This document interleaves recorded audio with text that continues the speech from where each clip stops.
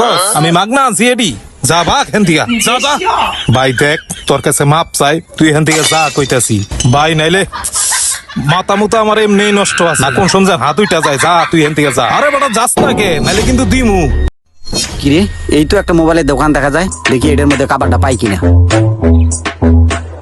ভাই স্যামসাং এবার ওর কাভার আছে? হ আছে। কই দেখান তো। আচ্ছা দাঁড়ান দেখাইতাছি।